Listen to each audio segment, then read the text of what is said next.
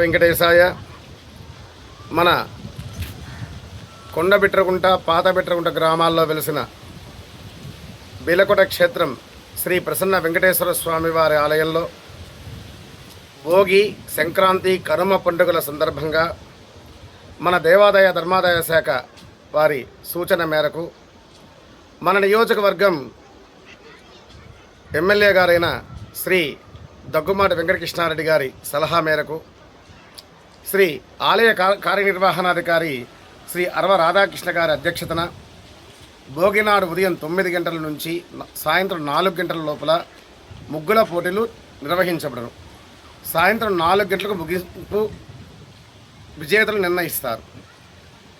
మీరు భోగినాడు ఉదయం 9 లోపల ముగ్గులు వేసే వాళ్ళందరూ పేర్లు నమోదు చేసుకోవాలి.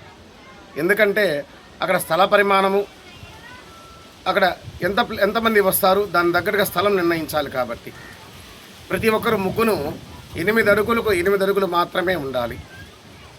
ఈ ముగ్గు సంబంధించిన రంగులు ముగ్గు కూడాను మన కొండబిట్రగుంట రావి విజయ్ కుమార్ గారు వారు సమర్పిస్తారు. మొదటి బహుమతి కింద 3116 అమ్మవారి ప్రసాదంగా చీర, పసుపు, కుంకుమ. రెండవ బహుమతి కింద 2116 చీర, రవిక, అమ్మవారి పసుపు కుంకుమ ప్రసాదము. మూడవ బహుమతి కింద 1116 చీర, రవిక, అమ్మవారి ప్రసాదం, పసుపు కుంకుమ. 4, 5 బహుమతుల కింద 500 రూపాయలు 500 రూపాయల చొప్పున మరియు 2 చీరలు, అమ్మవారి యొక్క పసుపు కుంకుమ ప్రసాదము బహుకరించబడను. ఆడపడుచులకు విన్నపం ఏమంటే ఇక్కడ బహుమతులు ప్రదానం కాదు, మన ఆలయాన్ని రంగవల్లులతోటి పండుగ నాడు కలకలలాడుతూ ఉండాలి అనే భావనతోటి మనం ఈ యొక్క ముగ్గుల పోటీ ఏర్పరుస్తూ ఉన్నాం. బహుమతులు ఏంటంటే కేవలం భావన కోసం మాత్రమే.